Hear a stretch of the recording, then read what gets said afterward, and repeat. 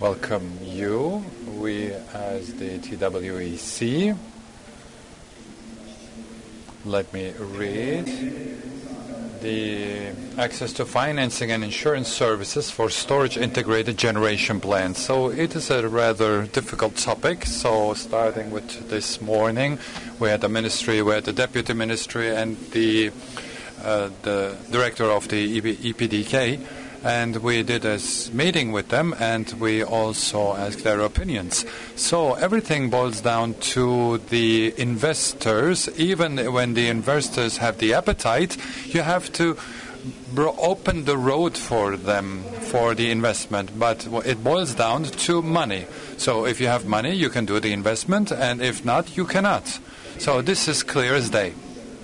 So financing companies and insurance companies and investors have also their expectations, and everybody's trying to have their advantages. I think I said that before, but what's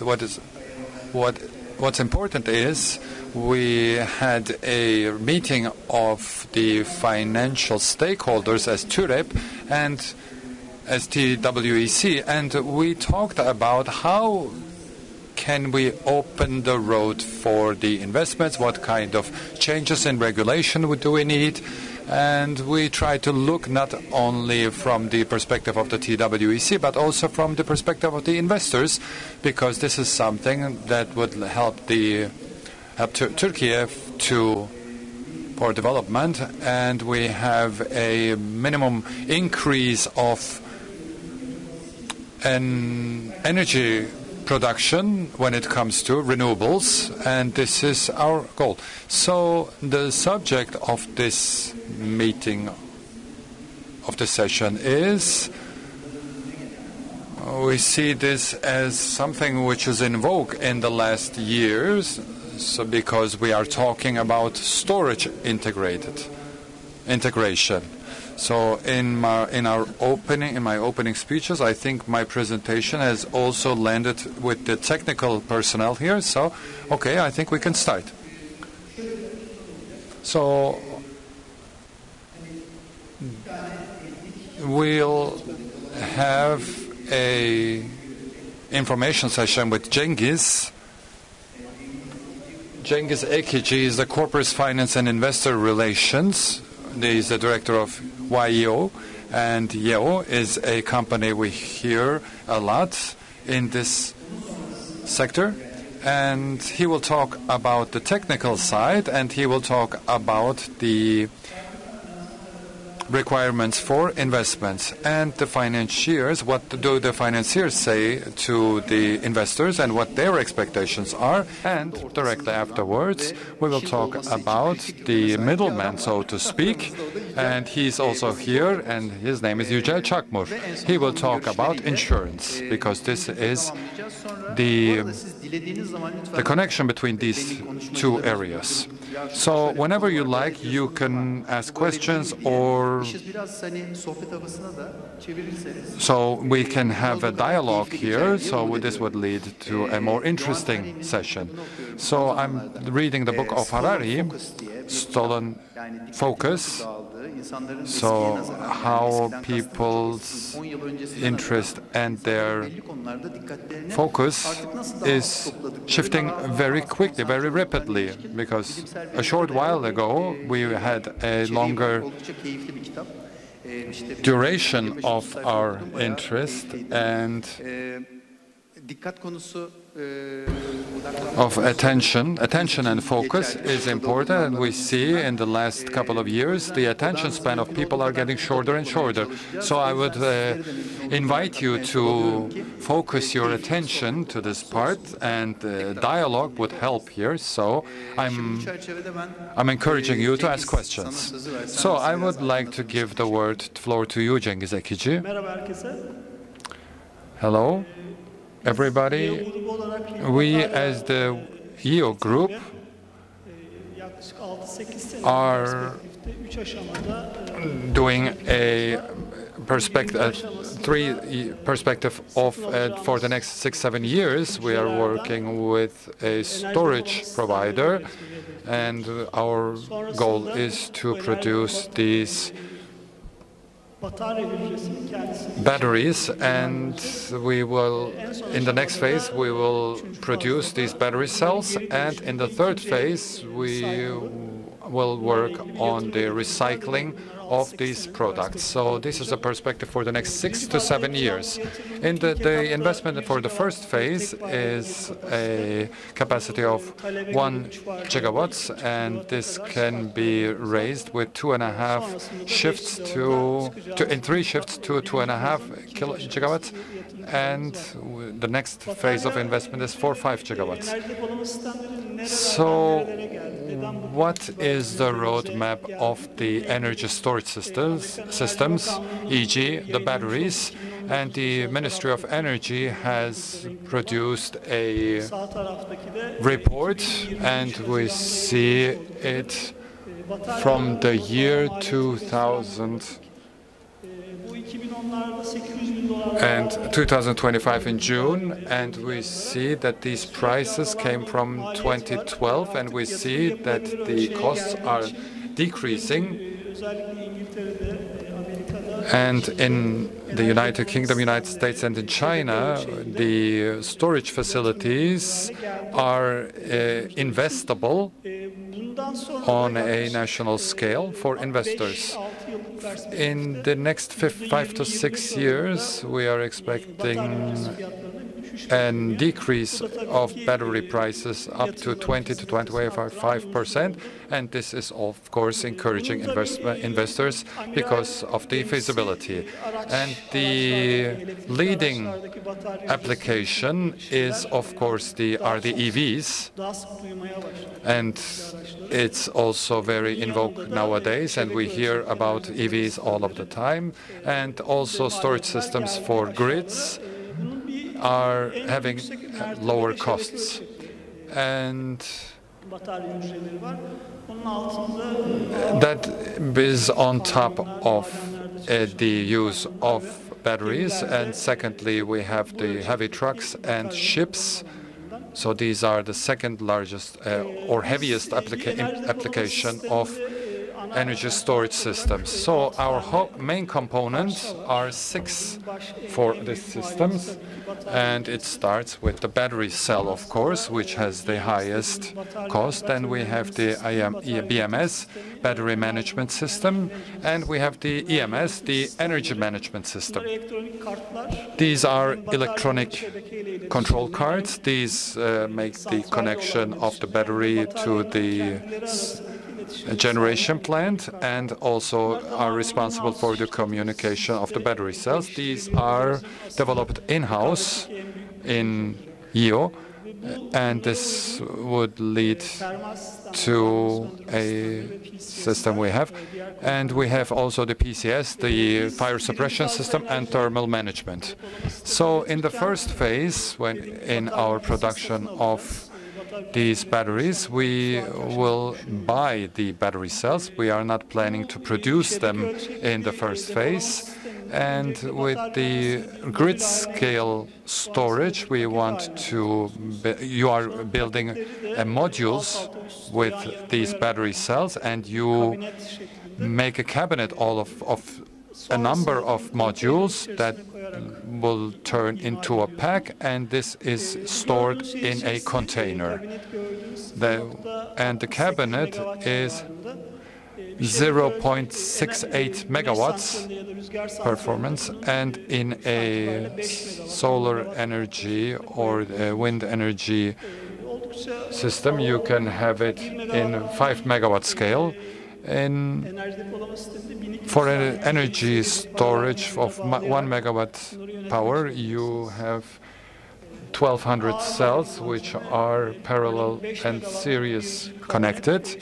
So 5 megawatt container weighs around 30-35 tons.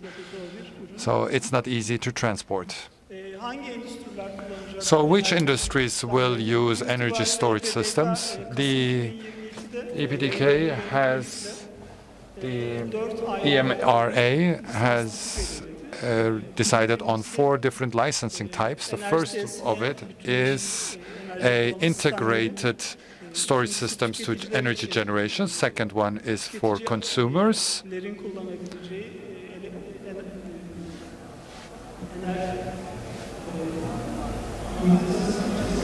So I'm mixing up the English with Turkish. So energy storage systems for customers, and there is the third one is for grid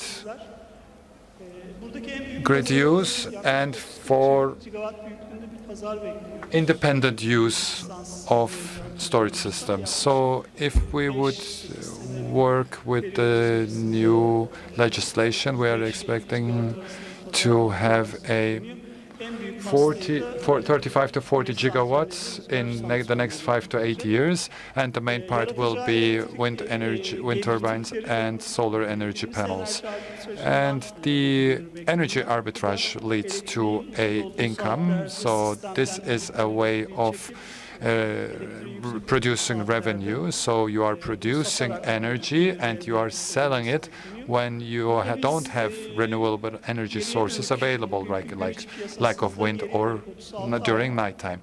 So retroactively, we looked at the last 1.5 years to see the variation in the electric prices, and we see that the price of electricity is the cheapest between 12 a.m. and 8 a.m. And if we look at the arbitrage between the two times, we see that there is a profit margin of 22 to 25%. And this, we are expecting a profit here. And the next one is a pointage. And we're talking about when the sun goes down, when the sun sets, we have an excess energy, and to feed this excess energy into the grid. The third way of revenue is, especially in large power plants, is a management of instabilities. So there's positive instability and negative instability, and you can use it, and you can use storage systems here. And the reason is that we have storage facilities is to lead to a supply security, and these are the general goals of energy storage systems. So what are the ways of financing? So we have the new YEKDEM model. It's the extension of renewable energy support scheme, and the electricity price is set here for as 1,060 liras. There is a national advantage, and the generated energy and the stored energy, and this energy is sold, and then you have a different type of pricing policy. But this would lead to an income for an hour during the whole day. So this means you have a around 20% different price. So this new legislation, the first YEKDEM model, was based on dollars, and this has changed now. So it was 40% oriented to inflation, is 60% to US dollars, but this changed. So these 1,060 lira costs, we have made a retroactively calculation, and we saw that it didn't force the lower border, and we see that the median price is $52, and the mean is between $52 and $55. And in the financing models with the solar energy and wind energy storage facilities, we are expecting these prices to work. And 79% of the prices lie between $48 and $53. How do we produce an income in the EDS? So we see on the horizontal axis the time, and on the vertical axis the produced energy, generated energy. And the yellow line is our license. The sun is at the zenith between 11 and 1 p.m. and when you have to feed the system into the energy, and afterwards you cannot feed it into the grid. So this is where we are going to use the storage. And the green bars, the energy in the green bars will be transferred to the storage, and of course it's not an endless redirecting or reverting of the energy into the storage facility, because these have their capacity. So after storing the maximum amount, we are waiting for the 7 p.m. and then there we see the selling of the energy. And after 7 or 8 p.m., you don't have, after 9 p.m., you don't have any energy generated or stored. So you have the possibility to have an arbitrage income, like I said before. So between 12 a.m. and 4 a.m., where the prices are lowest on the grid, you can feed it into the system. This could be an income model. So this is for the month March, so the high season. In the winter, you don't see any type of income. So in terms of peak sharing, we don't have that in the winter months. So an additional model system, additional income system. If you have 10 megawatts of an established energy, you have an installation of 12 megawatts and you produce a lot of energy over the license margin. But if you put it a little bit down, when you have, for example, we did a simulation for 10 megawatts, for example, you have a license for 10 megawatts and you have a solar energy plant for 17 megawatts, then you have the blue curve. So you have two different income models. The first one is, because the bell curve is getting steeper, the dotted part you can see where you can make a license sale to the grid. And over the green line, you can have the energy stored into your system and feed it back to the grid afterwards. So you are thinking of building a system of 12 megawatts, but you are building 70 megawatts, so you're building 5 more megawatts, and you have to build a storage facility for 10 megawatts. So this leads to an extra production and license sales, and the part you are storing. You saw the numbers on the right-hand side. So these are our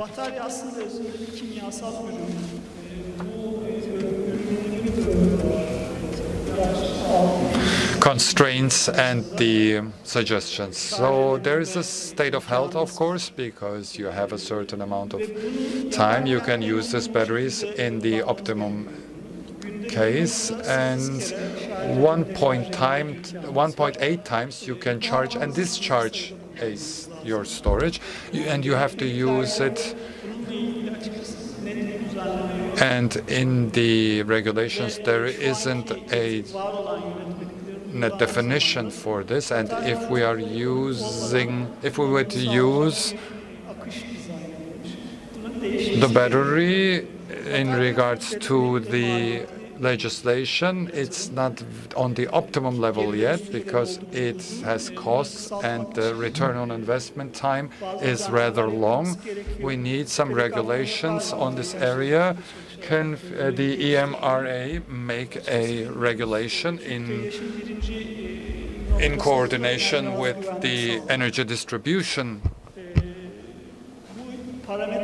institution? So the state of health is one of the parameters. This is the lifetime of a battery, and exactly like your smartphones or your laptops, these batteries also run out of lifetime, so when you are doing a cycle. So depth of discharges, if you have an integrated storage facility on a energy generation plant of 10 megawatts, you can charge it, you don't charge it up until 100% and don't discharge it to 0%. You have to have a margin. It's like with your smartphones. And the suppliers give you a guarantee, and they are expecting from you that you are in conforming with these charging and discharging percentages.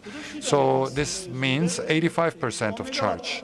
So if you have a solar energy generation plant of 10 megawatt installed capacity, the EMRA or TEIAŞ tells you to give 10 megawatts of energy into the grid. So this leads you have to strain your battery because you are charging it to 100%, or you are building your storage system with a higher capacity. So that's why we decided to have a 17 megawatts installed capacity. So the costs are high, and of course to work with these parameters, you have to make more investment because you have to invest more for 17 megawatts. Did you do a similar study for wind energy or wind farms? So the most important parameter between solar and wind is that you can have certain prognosis for the solar energy, because you know every day, even 10 years in the future, when the sun will go up and go set. But when you're working with wind, then you can have maybe a production of 5 to 6 days where you are producing more energy than your license. So this leads to a longer time for the return of investment for wind plants or wind farms. So we see that in already established wind farms that you have storage systems like around 15 to 20% of the production will be economically feasible, but we didn't model those. So is there a part you want to save for the second session? Oh, let me talk about the last slide, and in the second part I might not talk. So the third parameter is C rate. So if you with the C rate, the legislation says you have to put 1 megawatt into the grid or pull 1 megawatt from the grid. So because the batteries are changing their chemical components, and you need a new design where you can pull more energy from the grid, and this leads to more costs, of course. For international norms, we are talking about the applied C rate is 0.5.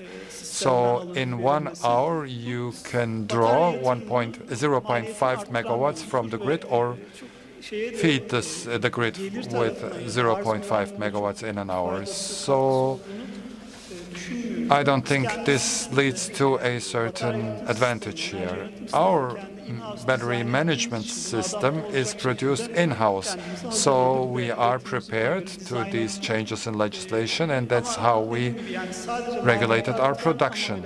So this leads a higher cost, but it doesn't reflect on the income. So suggestions. On the side of the cost or price arbitrage, there is a certain amount. This has to be increased, so we have more possibility for arbitrage. And the separate storage systems for the secondary frequency control is not very feasible. This has to be corrected, and the C rate has to be corrected, and the lifetime use.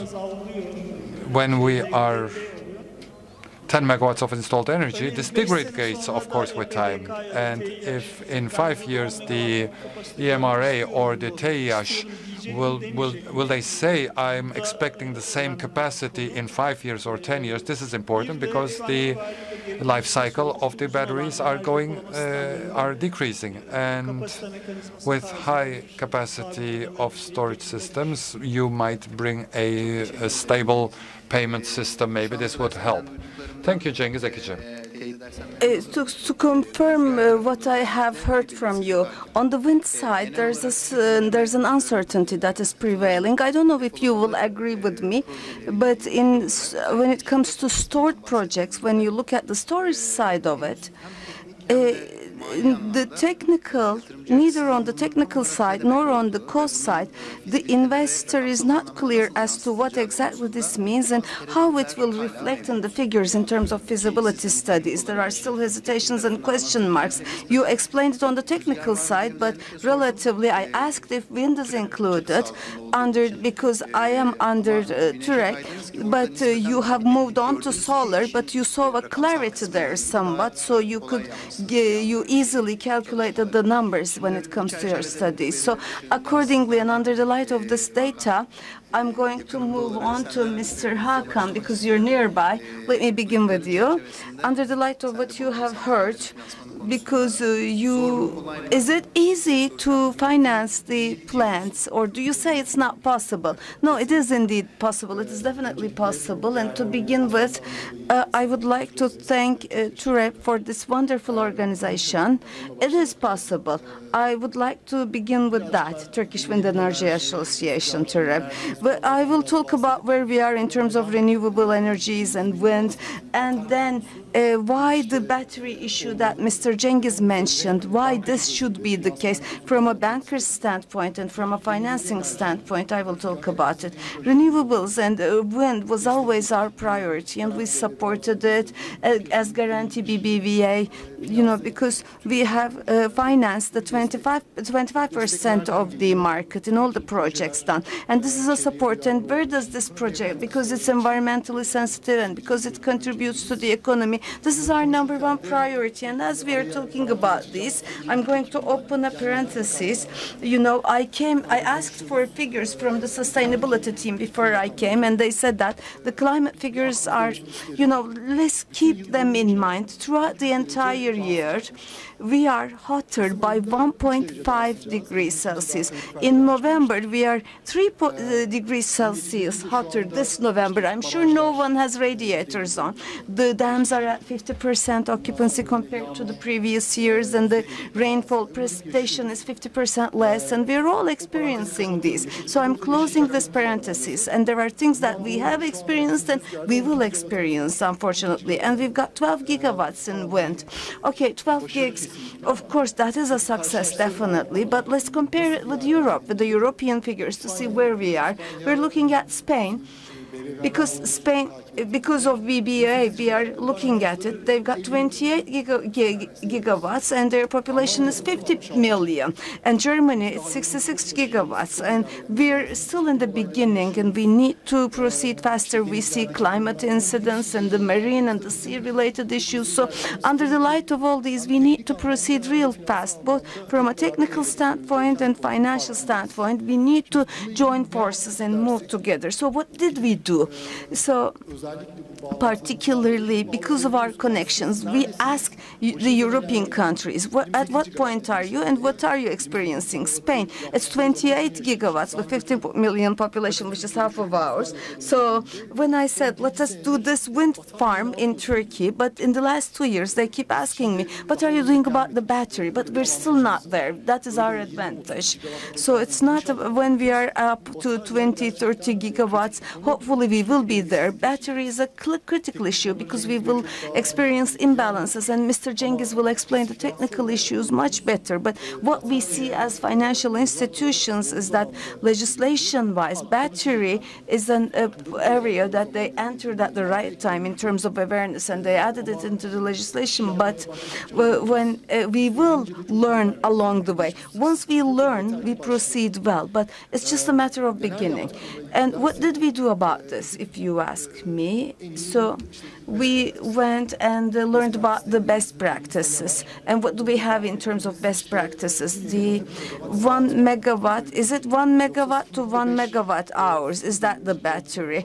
Or is it 0.5 C rate evacuation and charging and discharging capacities? So there is this advantage. It's the disadvantage that we are learning about. We're learning it from the others. So whether it's doable at 0.5 megawatts, it is doable. And so if you're building a plant of 2 megawatts, you don't need to charge a 2 megawatt battery immediately. You can do it slower. And we looked at it. And also another type of best practice in the BBVA International's headquarters, we have an energy center and we have a team called Cleantech. And I like this, and this is something that we need to do. So what is Cleantech? There are 4 headings. At the very top, there are storage facilities. You know, no matter how much we do solar or wind, we need to be able to receive them in a regulated way. Second topic is hydrogen. It's a storage of source. Third is EV charging network, electric vehicles charging grid. And the 4th heading is the carbon capture. And in all these structures, and there's a team with the name Cleantech, and they're accelerating the critical pile activities. So, you know, they are favoring you. If you're taking renewables, batteries, storage, they process you faster. And currently, we have had many positive advantages or positive discrimination for renewables are also given. We need to do this to the other 4 headings, 4 titles as banks, which we are doing internally. I wanted to choose one example because I like it in terms of battery use. Spain has a city called Melilla, and in Melilla there are 86,000 people living, and the electricity consumption, they've got solar, and you know there are different plants, but they need a balancing structure, and the balancing was addressed by batteries. And they did it with a different structure. There were 78 old scrapped EVs, almost scrapped, and with the batteries of 78 vehicles. So you can regulate a population of 76,000 people, you know, without going into natural gas, combined cycles, etc. And we call it the cyclical economy, and they're using it, and it's like they can support a huge city with this infrastructure that they got from 78 electric vehicles. Now that I have talked about this, what are we going to do about batteries?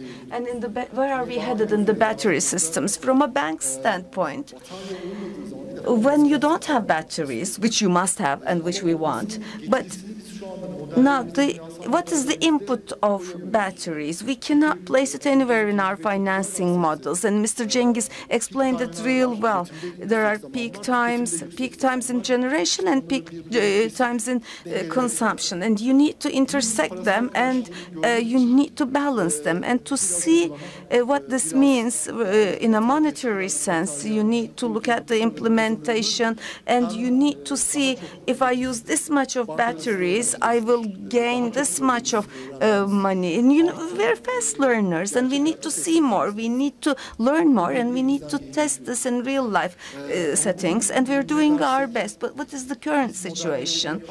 As we're doing the modeling, Previously, in wind, there was the feed-in tariff. It was 7.3, and in the new feed-in tariff, there is a lower limit, and it's an FX-based lower limit. It's a lower threshold, and it's a good legislation to have that lower limit. And I call it battery plants, but for storage plants, it's $6, and that is the figure for us. So we take that, and this is what we're building our model on. So it's not whether it's LFP or LNC. We need a battery that runs from from a contract standpoint, from a financial institution standpoint. When you operate it, this is what, even if we use LFP battery, it would discharge faster and we would have earned more, etc. We're not still there, but even where we are is okay and good, because right now, the market is opting for storage facilities. We're going to have it, and we will learn along the way. But as we're doing our calculations, is it possible? Yes, the answer is yes. But do know that in those prices and the tariffs that are announced, we're going to work with the minimums to come up with a model. And there are two issues there, and this is what I'm coming to.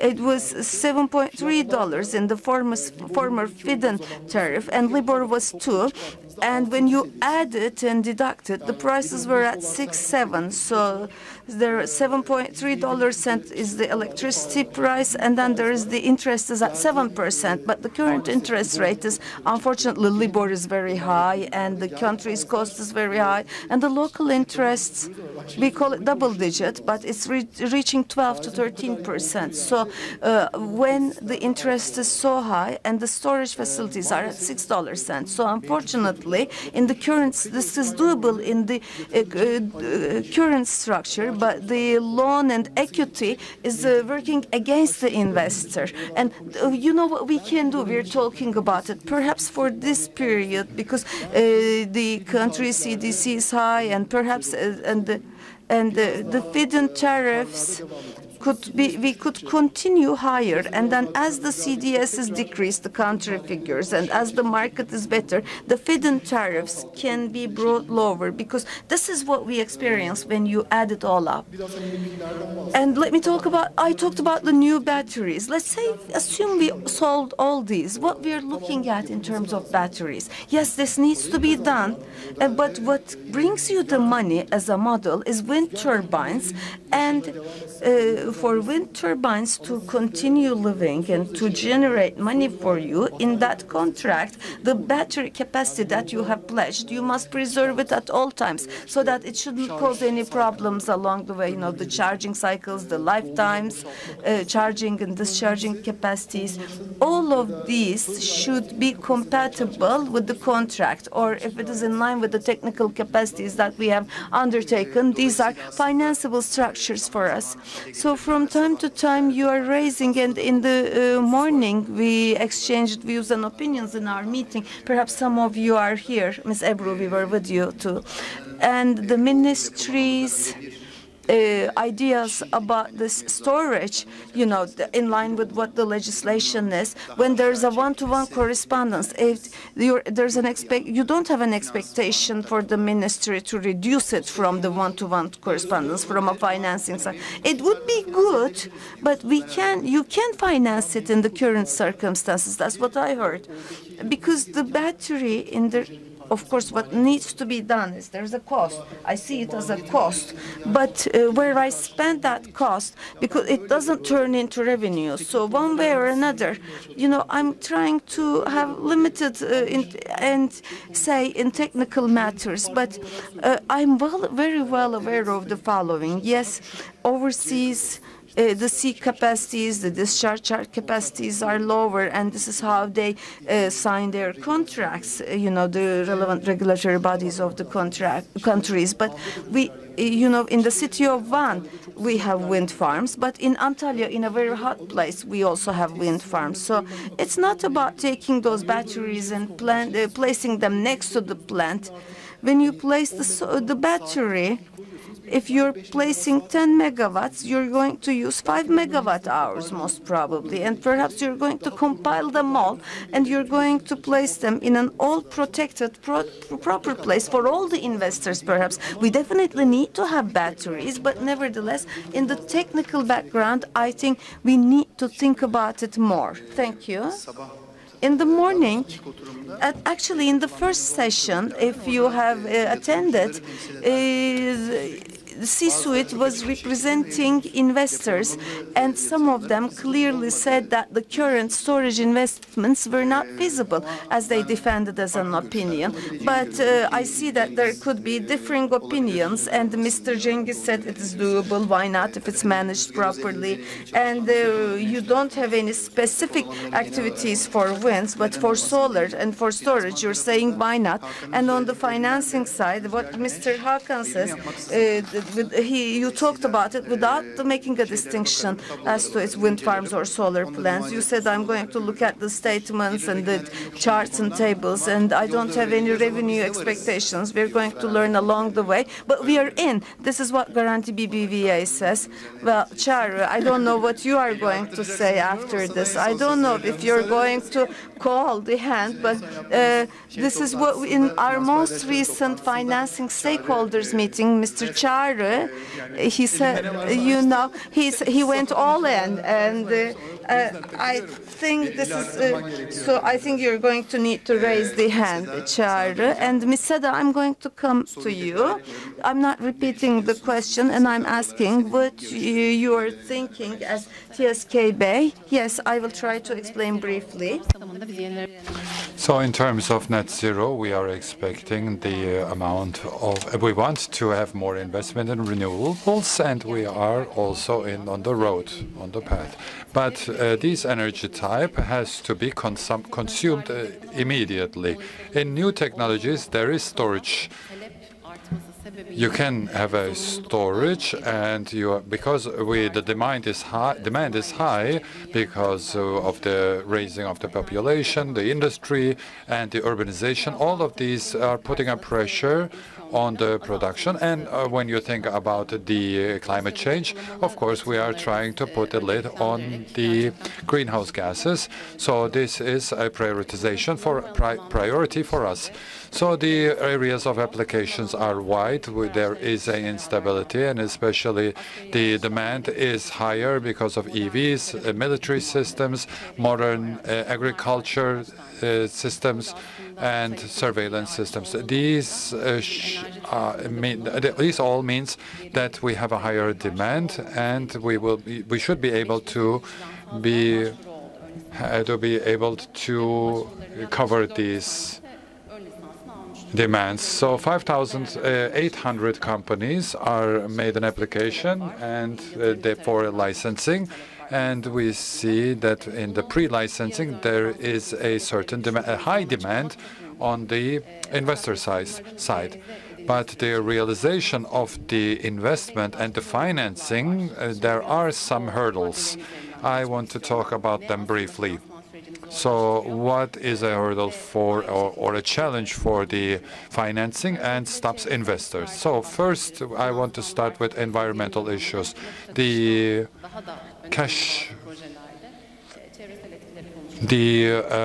impact on environment is much more important than cash flow. Lithium-ion batteries are the most common storage systems, and Cengiz Ekici talked about that, and there are some also drawbacks like losing of some of the performance. And the recycling of the batteries are studied, and there are also some research and development projects. And this is also a subject which will be in vogue. It will be trending. And the impact on the environment for projects. This is the environmental impact. And also the production, because it's a very chemical product, we have problems with the pollution. So all of these are controlled with action plans, and we can have action plans to work against it. But these are not enough in our sense, in our thought.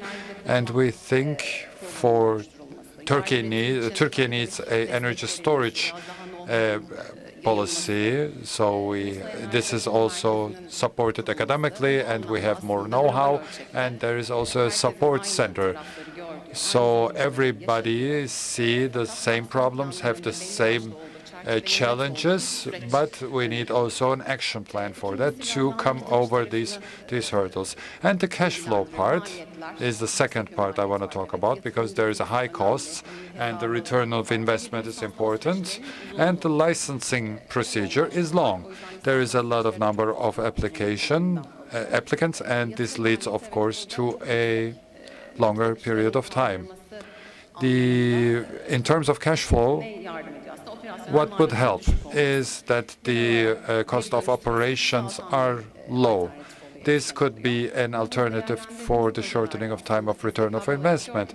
We, as the Turkish Investment and Development Bank, Industrial Development Bank of Turkey, we look at the projects who are making an arbitrage, and this shows these type of projects are more feasible. So we need an incentive program, and we have some incentive programs in Turkey, but there is also a way to go when we look at Europe and the United States. So we need a better developed system for incentives. And secondly, we need, of course, credits which are economically feasible. So I want to talk about the Industrial Development Bank of Turkey. We are responsible for the fund allocation for projects in Turkey, and energy is in our focus. We have some resources like KfW, for example, who sits next to me, and these are in our focus. So our resources are in line with these type of projects, and we have also some projects where we have finished the project licensing financing process, and these are also prioritized in our bank. And we look also at the cost, at the cash flow, and the environmental impact, and these are the evaluations we are doing for these projects. We, as the Industrial Development Bank of Turkey, we have, besides the credit system, we have also a consultancy function, because the storage procedure is rather new, so we are giving also some technical consulting for these credits. So these are, besides the credits, another way to support these projects. And another subject is technological difficulties and securities.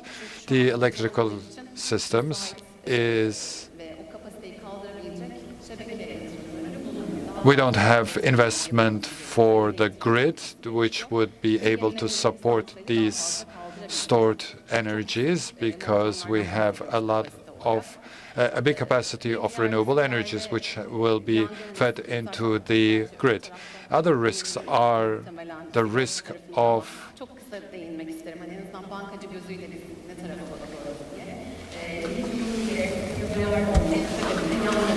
fire, and because these are lithium-ion batteries, the risk of fires is rather high. Of course, my colleague will talk about it from the insurance perspective. So this means we have to be much more aware of the risks when it comes to this type of financing and project investment. We look also at the technological and the sufficient technological efficiency, what type of energy and what type of storage technologies will be invested in. These are the factors we are looking into, and this is also the factors which an investor looks before making an investment. And another subject is, of course, the geographical locations and climate, because storage and transport of energy is defined by these factors as well. So our internal technical team is very strong. We are working with engineers, and we are doing field studies to look for feasibilities, and we are evaluating the project which come to us also from this perspective. In the national energy policy, we looked at the capacity. We are expecting 7.5 gigawatts of capacity. So these, we see the challenges for these investments, but also we see that we need those investments. So our institutionalized banking systems and also our consultancy part, we are looking from both aspects when it comes to investment and the financing of this investment, and this is the way we are going. Thank you so much for this brief introduction. And what I understand from all of this we have heard, and the reason why you're here in this room shows also that you're aware. We have a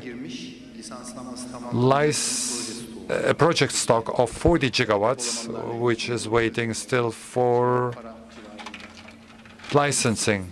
Yes, 40 or 38 megawatts? With the extension and the capacity increase. So potentially, when we look at the potential of Turkey, the Ministry of Energy has also talked about, we have 140 gigawatts of wind capacity. So, and you're aware of this, and this is why you're here, because this means also an investment and also an employment for all of the stakeholders, from the financiers, from the consultants, to the insurers, and to the suppliers and the subcontractors. So this is a huge area. So we shouldn't forget that during the planning of these projects, we will be faced in 20 or 30 years with the aspect of recycling. Last year, if I'm not mistaken, I read something that in the next 30 years that we will have batteries that has to be recycled of a capacity of 50 to 60 gigawatts of capacity. So this is a huge number. I don't have the actual numbers, but 40 to 50 gigawatts of recyclable batteries is a lot. So when we are talking about grid-size battery production, there are investments and research and development projects, and there should also be a planning for the recycling. This is exactly like with the nuclear energy, because the nuclear waste has to go somewhere, so they were put into caves or other disassembly storage. So this could also be another investment opportunity, but we'll talk about it later. So Çağrı, you have the word. Thank you so much. We have the KfW IPEX, so we are a subsidiary of the German Development Bank, and we are supporting these projects with ECA and EXIM credits. So I want to talk about the ECA credits. So we are here as a foreign investment company, but banking is globally same everywhere. So the financing institutions expect a predictability. So what I mean by predictability is predictable cash flow.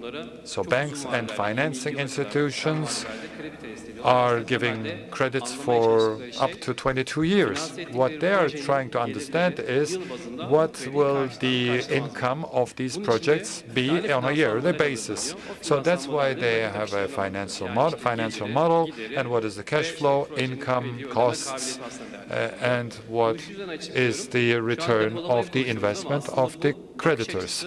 So this perspective counts for the storage facilities, for the YEKAs, and This is the perspective of the bankers. So there are a lot of evaluations on different topics, but the main two subjects I can tell you right now. So firstly, for which price will this project be feeding electricity into the system? And secondly, what will the cost of this project be? So these are the main two subjects. A banker looks at it by heart. So this is where the evaluation starts. And so when you look at this equation in terms of storage, I think the future is bright. But there are some questions we have to find answers to, and these answers make the financing easier or harder.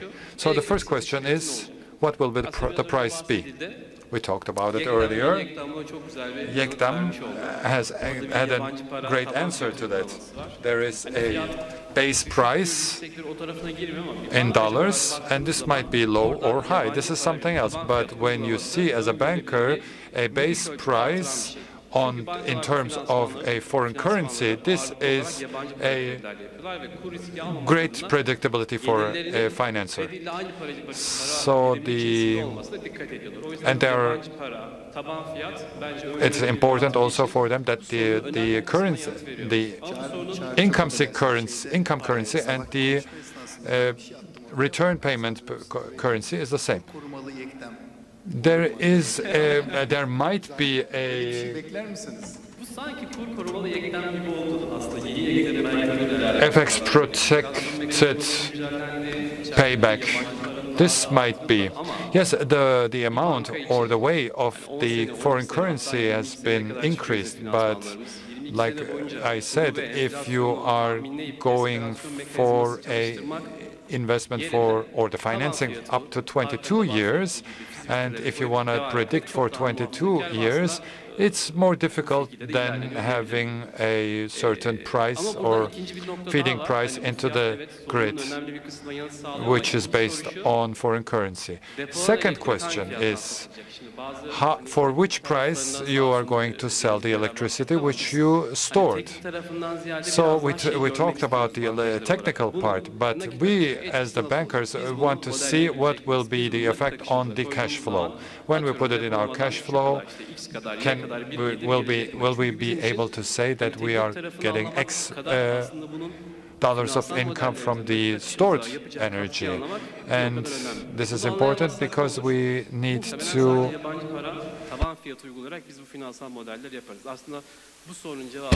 so the answer to this question is the answer to these questions will make the financing of these projects easier. So we talked about the incentive of the local equipment producers. As a financing institution, I can tell you that the ECA has to work with the OECD rules. So if you want to use this type of credits, you have to use certain amount of equipment which comes from abroad, which is imported. So this is a rule. So when we look at the application, it comes to the investor. So on one hand, you can use more local, and then you have higher prices, and this leads to a decreased ICA financing, because ICA financing has a lot of advantages, of course. So the investor has to look for an equilibrium in their perspective. So this is something which will not make financing easier. Not make it easier.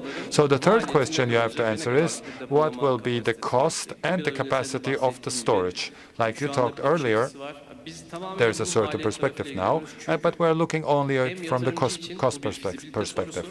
This is a feasibility question for the investor, and this is also important for the bank which is financing this project. So if we have high investment costs, can the financing of this be undermined? No. because these costs will be has to be taken by the investors. We have the HEX financing, 80%, so 80% equities and 20% equities and 80% credit.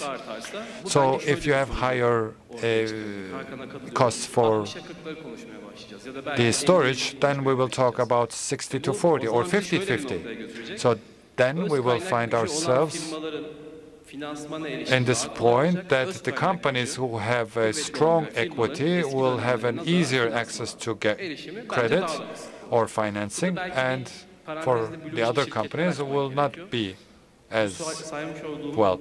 So I want to give an example for in terms of the blue chip companies. So companies who have a strong balance sheet, who can support their project with their balance sheet, will find easier financing. So this is relatively a European model. So in a nutshell, I want to say, I think the picture is not bad for storage systems, but we need a couple of answers to questions. This would make financing of these projects easier or harder. It depends on the question. Thank you. So my question goes for the third speakers. Did you have financing for storage? No, we expected, but we're expecting, but we don't have it yet. Yes, a lot of companies are still in the licensing procedure. Yes, we as the bank have on part of the solar energy and storage. We worked with companies. So was the process easy? So it depends on the conditions. The support of the sponsors is very important here when it comes to financing, and also the challenges we are seeing to get rid of the risks and to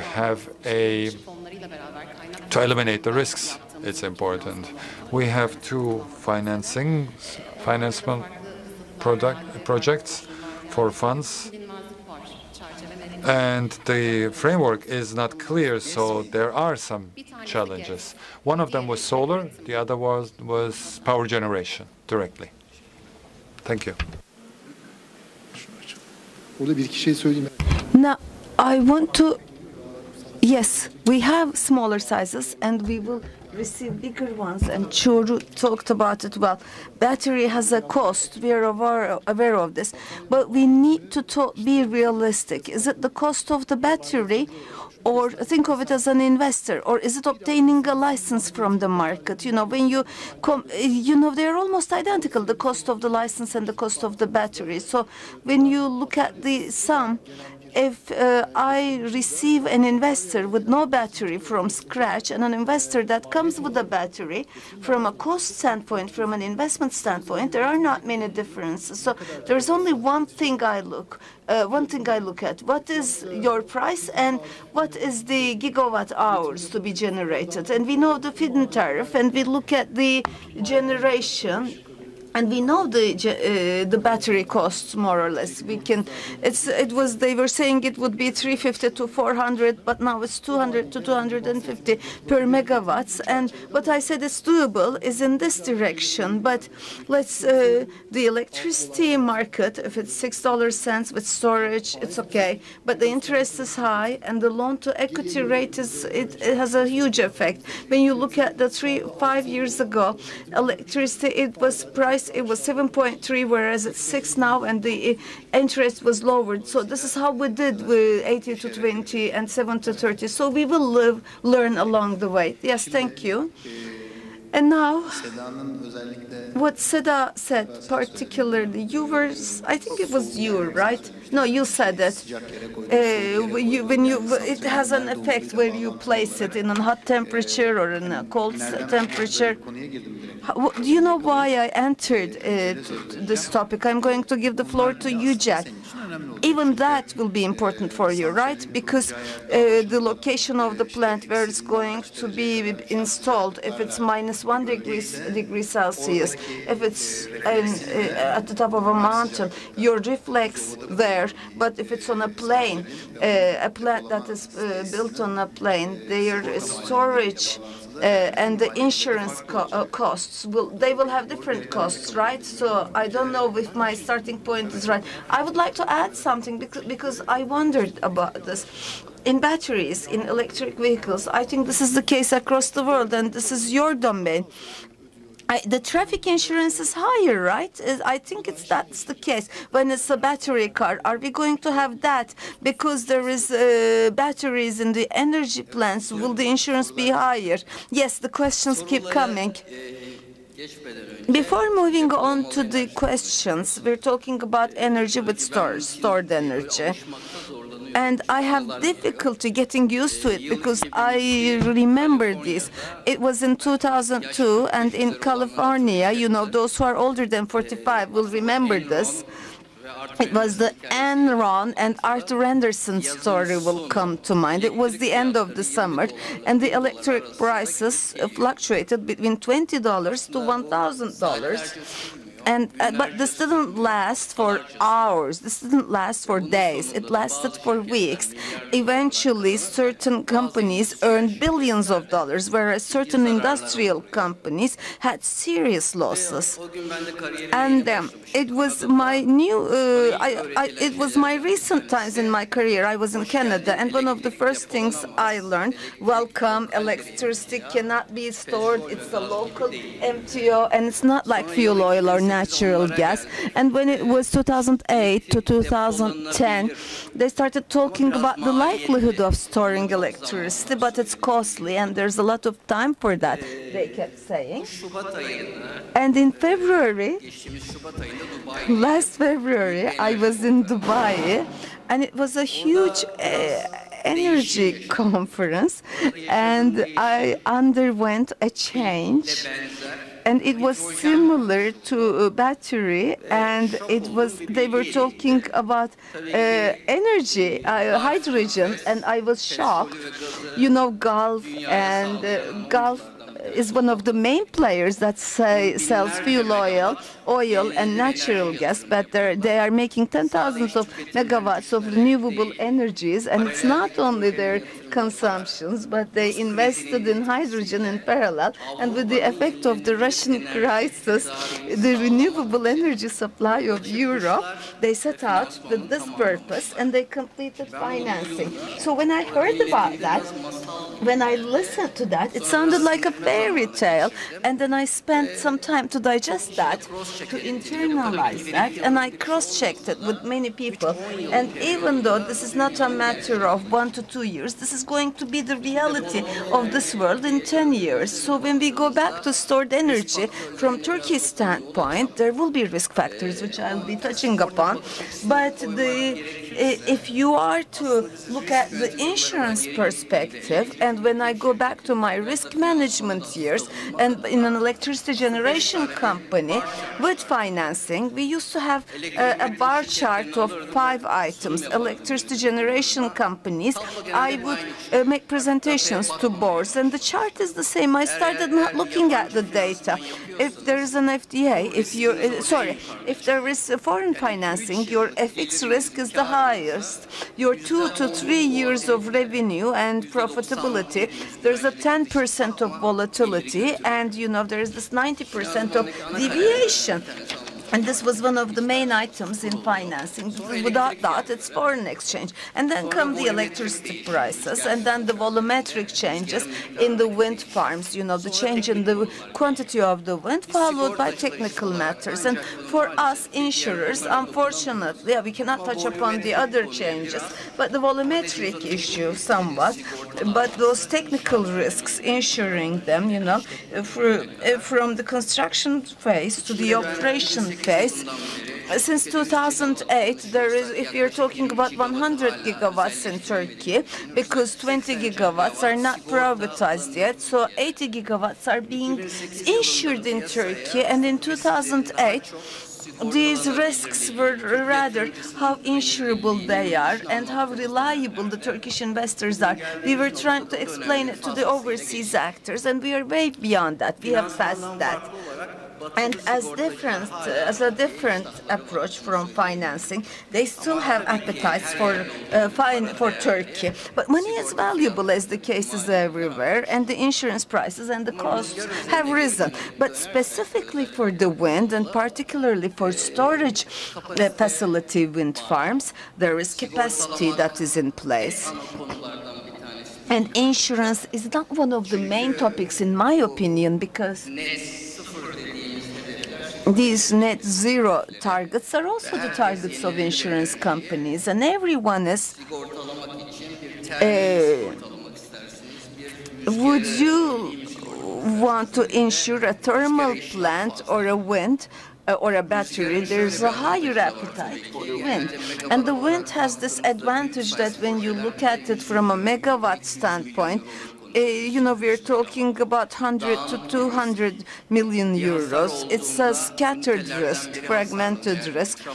If it's not a transformer damage, one of the units is damaged, and the total profit loss and generation loss is relatively lower. So a natural gas or a thermal plant damage, you lose almost 100% of the generation. So going back to the battery, if the battery units are a bottleneck, if they constitute a bottleneck, so just like a transformer, when a fire starts there, the electricity that you give in the system, if there is no way out, because there's a solution for that, it could constitute a main risk item, and then focusing on there could be higher because it would cause total loss, but then there are solutions for that.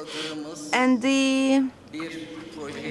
there are no projects that we have insured in Turkey yet, but in Eastern Europe there are certain projects that I was personally involved, and as I said before, there's a capacity in place. The main risks include the fire risk, but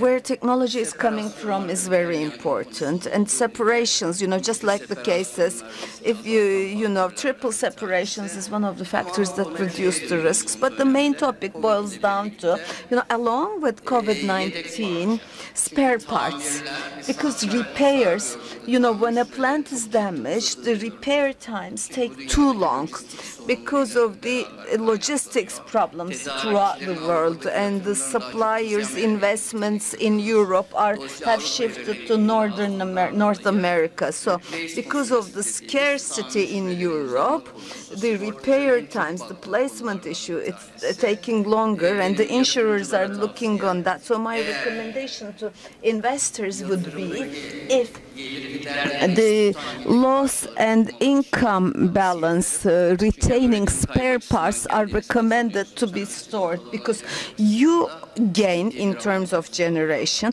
and it gives you a significant advantage in terms of insurability.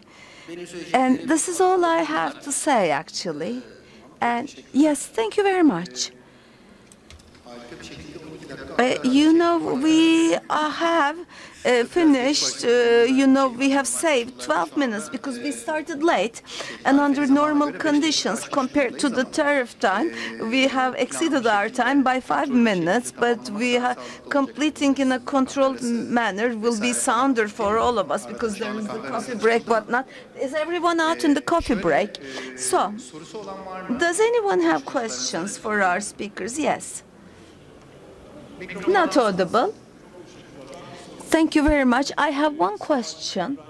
In the morning, as far as I have heard from Mr. Ibrahim, a pre-license of 23 gigawatts have been issued for winds and batteries.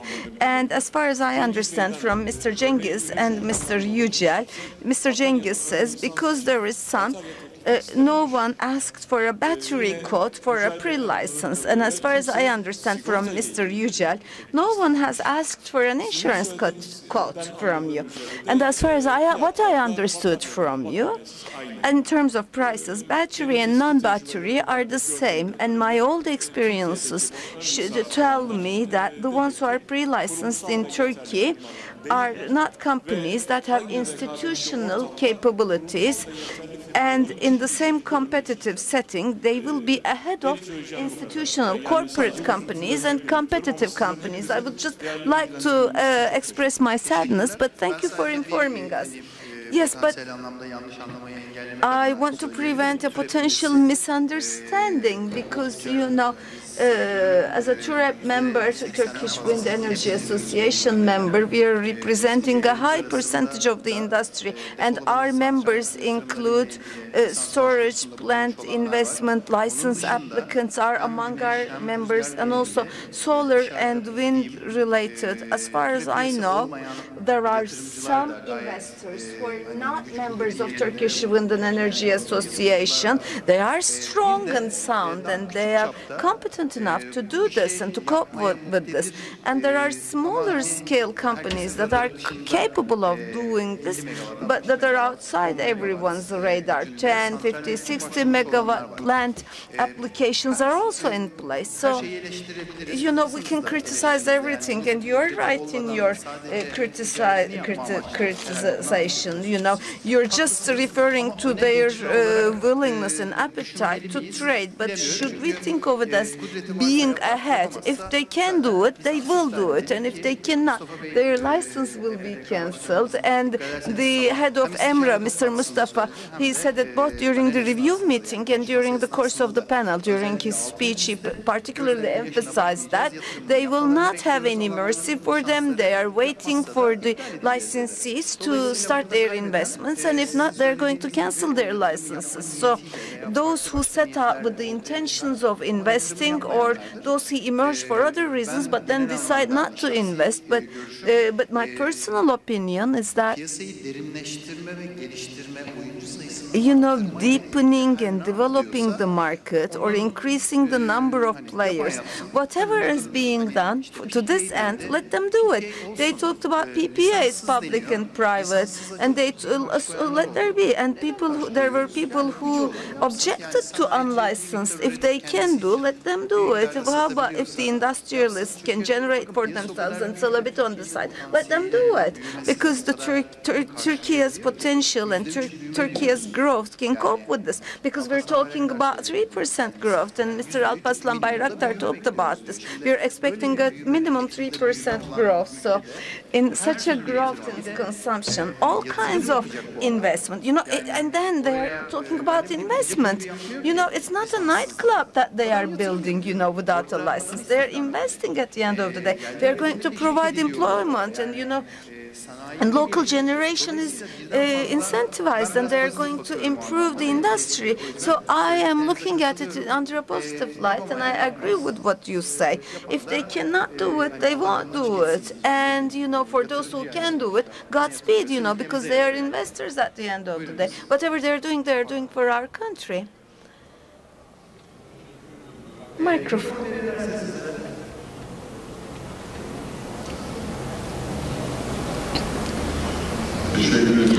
Thank you for this organization. I would like to thank you. I would like to talk about, I provide consultancy for state investments. There